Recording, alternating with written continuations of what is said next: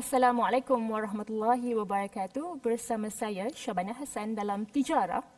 Kerugian demi kerugian yang dilaporkan oleh berita tempatan membuatkan masyarakat kita ni seolah-olah sudah lali dengan topik sindiket penipuan. Minggu lepas kita telah menyentuh isu penipuan dalam MLM dan kali ini kita akan merungkai dengan lebih mendalam mengenai pelaburan emas. Bila kita bercakap mengenai pelaburan emas ni, saya nak bertanya kepada penonton masih ingat tak dengan nama Geneva Gold? Salah satu skandal emas terbesar di negara ini.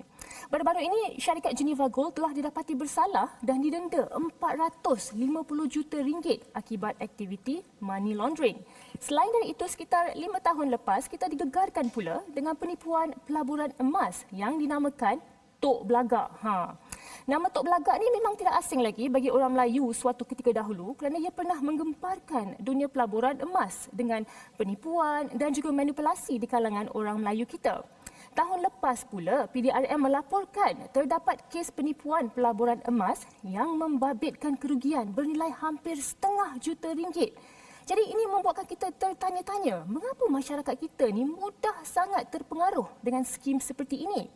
Ditambah pula dengan situasi ekonomi sekarang yang agak mencabar. Masyarakat digalakkan untuk melabur dan menabung untuk pelindungan kecemasan di masa hadapan.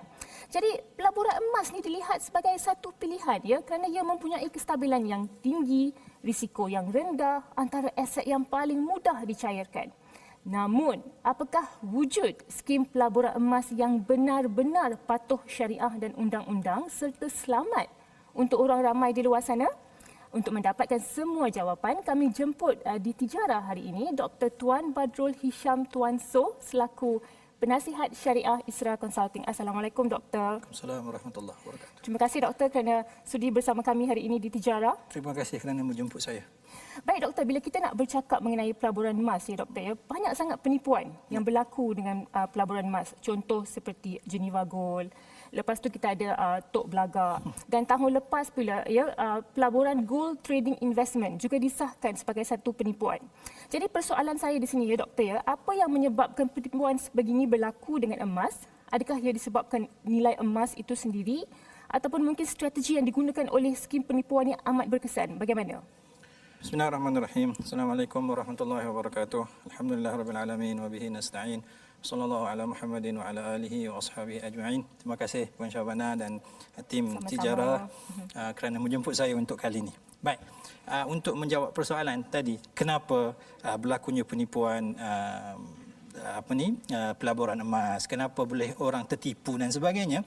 Saya untuk menjawab soalan itu secara objektif, saya katakan benda itu boleh disimpulkan dengan dua sebab. Pertama sekali kerana kezaliman ataupun orang panggil transgression dalam bahasa Inggeris kita kata, dan satu lagi adalah tentang kejahilan, ignorance, kerana ini merupakan sifat yang semula jadi yang Allah Subhanahu Wa Taala cipta dalam diri manusia. Kalau kita tengok dalam Quran pun dalam Quran bila mana Allah nak ciptakan manusia, Allah kata inna aradnal amanata 'alas samawati wal ardi wal jibal fa'abaina an yahmilnaha wa ashfaqna minha wa hamalaha al-insan innahu kana zaluman jahula. Manusia ini secara fitrahnya, secara semula jadinya, dia ada dua kecenderungan ini. Dia prone untuk melakukan kezaliman dan dia juga prone untuk orang panggil bersikap dengan sikap jahil. So kita katakan bila mana adanya sifat benda ni, bila mana dia tidak dikawal dengan kawalan yang sempurna, sama ada dari sudut takwa ataupun iman, dan kemudian dari sudut pengetahuan dan maklumat yang mencukupi, manusia akan sangat-sangat mudah untuk terjerumus, sangat-sangat mudah untuk orang panggil dimanipulasikan perasaan ataupun keinginan-keinginan untuk mendapatkan sesuatu yang lebih daripada apa yang sepatutnya, dan mudah untuk terpedaya dengan janji-janji manis.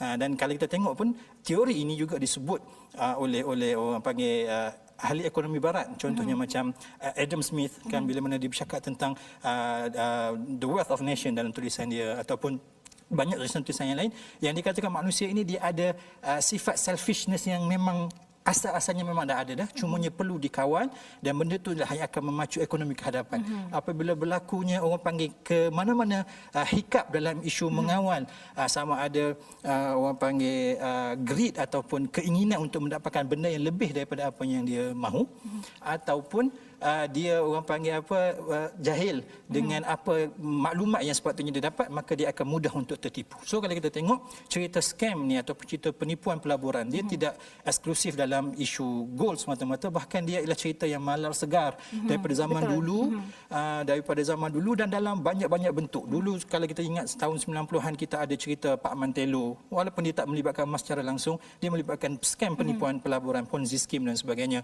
Bahkan lepas tu kita ada Tuhan Harun dan sebagainya. Maka semua ini menunjukkan bahawasanya cerita ini akan sentiasa berulang kerana aktor ataupun orang yang terlibat ialah orang yang sama, iaitu manusia, yang mana dia ada dua sifat ini, zalum dan jahul. Satu yang transgression dan satu lagi ialah kejahilan.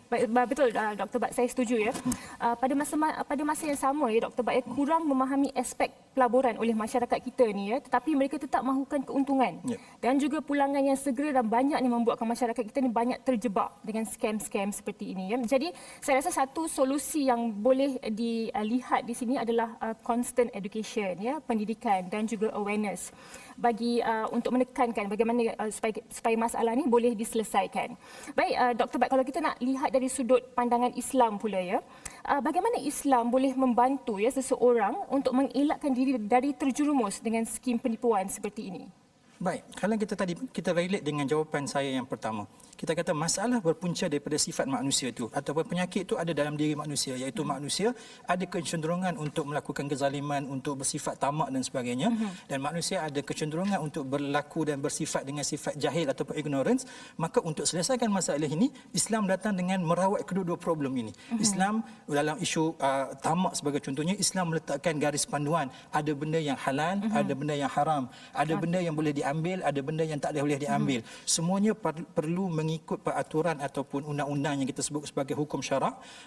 Tidak boleh dilepaskan ataupun dipulangkan semata-mata dengan keinginan ataupun nafsu manusia untuk mengumpulkan sebanyak mungkin keuntungan ataupun harta. Maka dari satu sudut Islam meletakkan orang panggil undang-undang ataupun jalan macam mana satu benda tu boleh diambil secara sah di sisi agama. Itu yang pertama. Yang kedua, Islam juga menggalakkan supaya orang sentiasa mencari maklumat, sentiasa mencari orang panggil information yang benar. Bahkan Nabi SAW dalam satu ketika bila mana ada berlaku kesilapan di kalangan para sahabat dalam membuat keputusan sehingga mengorbankan nyawa salah seorang daripada sahabat, Nabi kata syifa'ul ayyi as-su'al, ubat kepada kejahilan adalah bertanya.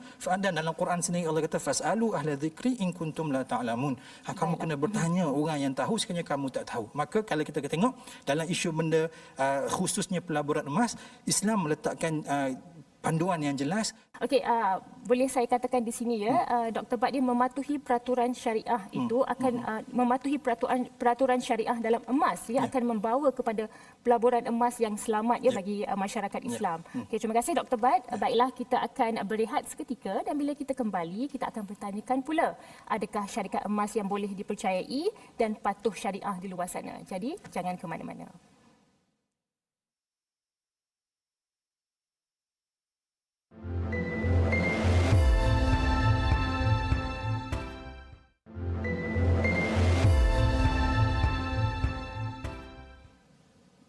Masih lagi bersama saya, Syabana Hassan dalam Tijarah dengan topik perbincangan kita hari ini, pelaburan emas, scam ataupun reality.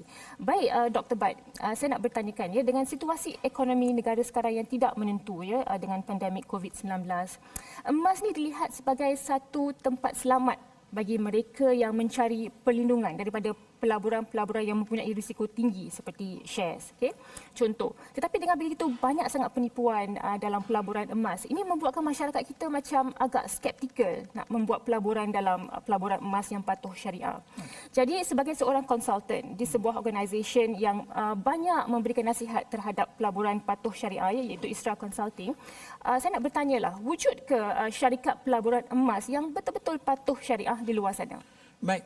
Jawapan dia, ya, memang ada syarikat-syarikat, bahkan bank-bank yang reputable banks yang menawarkan produk-produk pelaburan emas. Dan kalau kita tengok satu-satu produk pelaburan yang melibatkan emas akan diiktiraf sebagai patuh syariah ataupun syariah compliant investment bila mana dia memenuhi beberapa ciri-ciri wajib. Dan bila kita bercakap tentang soal emas, kita kata ada satu hadis, satu undang-undang, satu kod yang perlu sepatutnya dihafal oleh semua orang, yang mana yang diriwayatkan diriwayatkan oleh Ubadah bin Samit, Nabi SAW sebut al-dhahabu bil-dhahabi wal-fiddatu bil-fiddati wal-burru bil-burri wasyairu bil-syairi wat-tamru bil-tamri wal-milhu bil-milhi sawaan bisawain yadan biyadin. Dan Nabi kata fa in ikhtalafat hadhihi al-asnaf fabi'u kaifa syi'tum idza kana yadan biyadin. So kita kata dalam isu benda yang melibatkan emas, benda yang paling utama kita kena pastikan emas tu ada. Dan ini merupakan salah satu orang panggil ciri yang paling utama sekali untuk setiap orang yang berminat ataupun berniat untuk menyertai pelaburan emas. Dia kena pastikan pelaburan emas ini akan menyebabkan dia memiliki emas yang sebenar. Bukan semata-mata benda yang tertulis atas kertas, tapi bila mana dia minta emas dia nanti satu hari nanti, dia kata, oh kami tak boleh bagi emas yang sebenar. Itu salah satu petanda yang cukup jelas bahawasanya pelaburan ini kemungkinan scam. Sebab kita kata kalau dalam syariat mesti kena ada emas. Dan bila mana satu pelaburan tu dikatakan sebagai pelaburan patuh syariah, dia mestilah memenuhi syarat utama transaksi penjualan emas, iaitu dia mesti dilakukan secara spot ataupun orang panggil secara tunai, yang mana pembayaran perlulah terus disusuli dengan pemindahan hak milik emas tu daripada penjual kepada si pembeli ataupun si pelabur tu. Jadi di sini Dr. Bat, boleh saya katakan ya, pelaburan emas patuh syariah, syarikat pelaburan emas patuh syariah memang ada di luar sana yang boleh kita percayai lah ya. Boleh. Ya. So kita kata memang pun kami di peringkat Isra Consulting pun kita ada banyak menasihati banyak syarikat, antara syarikat yang kita telah certify ataupun kita telah endorse sebagai menjalankan ataupun menawarkan produk-produk pelaburan patuh syariah ialah seperti Quantum Matter yang kita sebut QM. Setakat ini kita kata dekat Isra Consulting kita telah endorse 3 produk pelaburan emas yang ditawarkan oleh syarikat Quantum Matter Sendi Berhad ataupun QM ini, iaitu Gold Storage Account, Gold Leverage Account dengan Gold Advance Account. So ketiga-tiga ini setelah kita telah berpuas hati dari sudut strukturnya dan dari sudut orang panggil documentation yang terlibat, maka Isra Consulting telah mengesahkan bahawasanya ketiga-tiga produk ini adalah produk pelaburan emas yang memenuhi kehendak syariah, maka dia jadi syariah kompleks. Bila kita bercakap mengenai Gold Storage Account, GLA dan juga GAA tadi ya, Dr. Bat ya, apakah pelaburan emas ini bagi semua lapisan masyarakat ataupun khas untuk bisnes sahaja, bagaimana? Dia untuk semua. Kalau kita tengok dari sudut strukturnya, produk-produk ini boleh diakses ataupun boleh disertai oleh semua lapisan masyarakat bermula dengan modal sekecil RM10.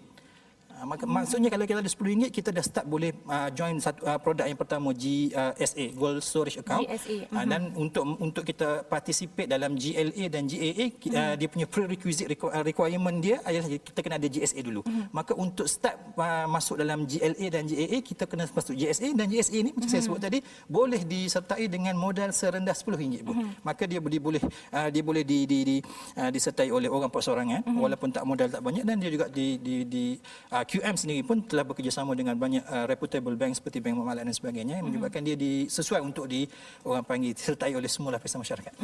Jadi bila seseorang itu ingin memiliki emas daripada Quantum Metal ini, dia memiliki emas daripada GSA, iaitu dengan harga RM10 sahaja. Serendah RM10. Serendah RM10 sahaja. Baiklah. Okey, seperti yang Doktor maklumkan ya, nampak macam Quantum Metal ni mempunyai banyak potensi ya untuk terus mengembangkan sayapnya dalam pelaburan emas yang patuh syariah ya. Jadi setakat ini bagaimana sokongan yang diberikan ya Dr. Bat oleh masyarakat ataupun industri kewangan ya terhadap Quantum Metal? Setakat ini, kalau setakat penglibatan kita dalam menasihati produk-produk yang ditawarkan oleh QM satu syarikat yang saya boleh katakan secara peribadi, kerana saya ada hubungan yang orang panggil secara konstan dengan QM dalam menasihati produk-produk mereka. Kita kata QM sangat aspire untuk menjalankan pelaburan-pelaburan yang patuh syariah yang pertama. Kemudian QM juga mendapat kerjasama daripada bank-bank Islam yang terkenal seperti Bank Muamalat dan Bank Affin yang pastinya akan membuktikan ataupun memberi indication bahawasanya perniagaan ini dilakukan ialah orang panggil genuine dan mematuhi syariah. Dan kita kata QM juga orang panggil dia mempunyai simpanan emas yang kita memang kita tahu. Kita sebagai penasihat syariah kita telah menjalankan audit dan sebagainya, dan emas-emas yang disimpan, maksudnya dia melibatkan fizikal emas emas fizikal yang sebenar boleh diakses bila-bila masa sahaja. Dan oleh maka kalau seorang pelabur tu dia beli emas daripada QM, disimpan dalam GSA, dia participate dalam GLA dan GAA, kalau dia nak dapat emas anytime dia boleh redeem. Baiklah, fizikal emas tu adalah penting untuk memastikan sesuatu syarikat itu adalah patuh syariah ataupun tidak dalam pelaburan emas ya Dr. Bat. Okey, baiklah Dr. Bat, terima kasih. Kita akan berehat seketika sahaja dan bila kita kembali kita akan bertanyakan pula apakah itu kunci harga dalam urus jaga emas. Jadi jangan ke mana-mana. Sekejap sahaja.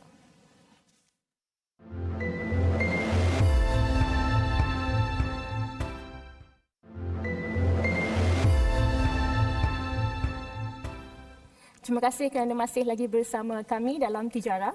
Baik Dr. Bat, sebelum saya bertanyakan mengenai isu pelaburan emas iaitu kunci harga, ya, saya nak bertanyakan pula kembali mengenai quantum metal ni. Mungkin Dr. Bat boleh secara ringkas ya memberitahu apakah ciri-ciri khas yang ada dalam pelaburan emas patuh syariah oleh quantum metal ini? Dalam quantum metal, antara ciri utama yang dimiliki oleh produk-produk yang ditawarkan oleh quantum metal, dia melibatkan emas fizikal yang sebenar. Maksudnya bila mana seorang peserta ataupun pelabur melabur dalam produk-produk QM, dia sebenarnya memiliki certain amount of gold. Dia ada memiliki gold yang sebenar yang boleh diambil bila-bila masa sahaja yang dia mahu, dan emas-emas ini disimpan di dalam tempat-tempat simpanan vault yang certified, yang diakui, dan dia pula di cover ataupun dilindungi oleh insurans dan takaful dan sebagainya, menyebabkan dari sudut keselamatan emasnya sangat-sangat terjamin insya-Allah. Dan yang kedua kita tengok QM sebagai orang panggil operator kepada pelaburan ini, dia bukan setakat mengajak orang supaya memiliki emas melalui GSA tadi, Gold Storage Account, dia juga menyediakan ekosistem. Dia ada GSA untuk memiliki emas, dia ada GLA, Gold Leverage Account, untuk memberi pembiayaan orang supaya boleh beli emas. Dan dia juga ada GAA, Gold Advance Account, yang mana bila orang tu ada emas, dia boleh mendapatkan pembiayaan yang mana dia pembiayaan ini di-back ataupun di-cover oleh emas yang dimiliki tadi. Maka emas tadi memberikan kepada dia kuasa beli untuk berbelanja dan sebagainya. Maka kita kata QM sebagai pelabur ataupun sebagai operator pelaburan ni, yang paling utama dia melibatkan fizikal emas yang sebenar, dan dia juga menyediakan ekosistem untuk orang sama ada masuk untuk membeli emas ataupun memberi pembiayaan untuk orang memiliki emas. Ada orang yang memberitahu kepada saya Dr. Bat ya, di quantum metal ni satu lagi ciri yang khas ni adalah pelanggan boleh buat pengeluaran emas secara fizikal ataupun ke dalam akaun pada bila-bila masa saja 24/7, betul ke? Betul. Dia memang kita sebab QM satu dia bekerjasama dengan bank-bank. Maka pelanggan-pelanggan yang membeli yang berurusan dengan bank yang bekerjasama dengan QM boleh mengeluarkan emas tadi dekat mana-mana cawangan bank yang terlibat. Dan dalam masa sama QM sendiri yang setakat yang saya info yang saya ada, dia ada 5 cawangan yang mana customer di seluruh Malaysia sekiranya dia nak buat keluar pengeluaran emas fizikal ni, dia boleh pergi ke mana-mana cawangan yang 5 ni, dia boleh ambil emas dia 24/7. Baik, okay. Terima kasih Dr. Bat. Okey, secara ringkas Dr. Bat, saya nak bertanyakan mengenai isu kunci harga untuk beli emas ni ya. Seperti yang kita maklum, emas ini mempunyai hukum syariah yang agak ketat, sama seperti mata wang, di mana sebarang penangguhan baik dari segi harga, bayaran ataupun juga serahan tidak boleh berlaku. Jadi bagaimana pula dengan kaedah kunci harga untuk beli emas ni? Contoh, ada orang dia akan kunci harga emas pada hari ini dan bayar harga tersebut selepas beberapa hari. So kalau kita lihat di situ ada penangguhan, bagaimana? Macam Puan Syahbana sebut tadi, betul. Kita kata bila kita bercakap tentang emas, antara syarat dia tadi, kita kata urus niaga perlu dilakukan secara spot. Seperti mana Nabi kata, fa iza ikhtalafat hadhihi asnaf fabi'u kaifa syi'tum idza kana yadan biyadin. Kena yadan biyadin, kena orang panggil apa? Spot. Tapi dalam isu kunci emas tadi kan, dia panggil kunci emas. Saya pun kunci emas. Kunci emas. Kunci harga untuk beli emas. Kunci harga untuk beli emas. Kita kata kunci harga beli emas, maksudnya dia janji hari ini untuk beli emas dengan harga sekian dan benda itu akan dilangsaikan esok. Dan benda ni kita kata dari sudut syariahnya kita takifkan dia, kita memberikan karakter fiqhnya sebagai wa'ad ataupun janji. Maka sebenarnya secara umumnya kaedah ini dibenarkan oleh syariat. Yang ini jugalah yang telah diputuskan oleh Majlis Muzakarah Fatwa Kebangsaan kali ke-96 pada 2011 yang mengatakan bahawasanya kaedah mengunci harga emas iaitu atas dasar janji wa'ad. Dia janji nak beli berapa harga pada hari ini, tapi transaksi itu tak berlaku lagi. Bila mana sampai pada hari settlement date, dia akan melakukan akad pada hari itu. Maka pada hari settlement date itu saja. Mungkin dia janji 1 hari bulan, settlement date pada 2 ataupun 3 hari bulan, maka pada 3 hari bulan itulah akan berlaku akad yang sebenar. Dengan kat situlah yang akan memerlukan orang panggil berlakunya transaksi yang berlaku secara spot tadi itu, kena berubah pemilikan harga, pemilikan emas kepada pembeli, dan pembeli kena menyerahkan secara penuh harga emas itu tadi. Bagaimana jika pelanggan pada masa itu membatalkan, mereka tidak mahu beli? Bagaimana? Maka kita katakan sebagai wa'ad tidak akan dianggap sebagai sebuah kontrak, maka dia tidak ada konsekuens ataupun kesan pengingkaran kontrak yang sama, kerana dia bukan kontrak in the first place. Cumanya kemungkinan dia akan melibatkan kerugian di pihak di mana-mana pihak, yang mana kerugian ini akan dibenarkan untuk dikompensate atas basis one to one lah. Kemudian dia tak boleh ambil keuntungan apa-apa langsung. Baik, terima kasih. Kita telah pun hampir ke penghujung rancangan ya, Dr. Bat. Secara ringkas ya, Dr. Bat, bagaimana kita boleh meyakinkan masyarakat ya terhadap pelaburan emas ini, kerana mungkin dengan banyak penipuan yang telah berlaku ya, masyarakat agak skeptikal nak melaburkan duit mereka ya, duit susah mereka ya, ke dalam pelaburan emas. Jadi bagaimana kita boleh meyakinkan masyarakat, Doktor? Pertamanya saya nak katakan bahawasanya sikap skeptikal ataupun ragu-ragu ni satu benda yang baik. Dia akan dapat mengawal dan dapat menyelesaikan masalah sejak daripada awal lagi, sebelum masalah itu timbul lagi. Maka sikap skeptikal atau ragu-ragu itu bagus, tapi dia mestilah dipandukan dengan panduan yang benar. Maka kalau kita kata, kalau kita ada keraguan, kalau kita ada ragu-ragu dalam isu sama ada benda ni scam ataupun tidak, tak ada jalan yang lain melainkan kita kena pergi kepada pihak yang kita yakini akan keilmuan atau akan genuinity dia punya, orang panggil nasihat dia itulah. So kita kata pergi masyarakat perlu sentiasa orang panggil celik, perlu sentiasa upgradekan maklumat yang dia ada, bertanya kepada golongan yang sepatutnya dia orang tanya, dan dengan cara ini dia orang akan sentiasa tindakannya akan terpandu dengan maklumat. Baiklah, terima kasih Dr. Bat. Dan satu lagi saya pun nak tekankan di sini ya, kalau kita nak tahu sama ada pelaburan emas itu adalah scam ataupun tidak, selalunya yang scam ini Dr. Bat, dia tidak berdaftar sebagai reporting agency kepada bank negara. Ya, dan di mana QM ataupun Quantum Metal mereka berdaftar. Yang reported. Baiklah, okey, terima kasih Dr. Bat. Kita sudah pun berada di penghujung rancangan, rasa macam singkat je masa kan. Terima kasih buat panel jemputan kita Dr. Bat dari Isra Consulting atas maklumat dan juga perkongsian yang begitu mantap ya sebentar tadi. Ini secara tidak langsung mendidik kita untuk lebih memahami garis panduan pelaburan emas dalam Islam sebelum kita melakukan sebarang pelaburan. Masyarakat juga perlulah lebih cakna ya dengan melakukan kajian secara serius sebelum memindahkan wang mereka untuk tujuan pelaburan emas.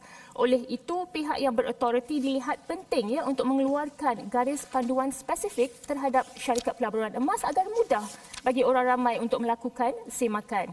Buat saudara Muslim kita pula, khususnya bukan sahaja maklumat syarikat yang perlu diambil berat, bahkan sejauh mana pelaburan emas itu benar-benar patuh syariah.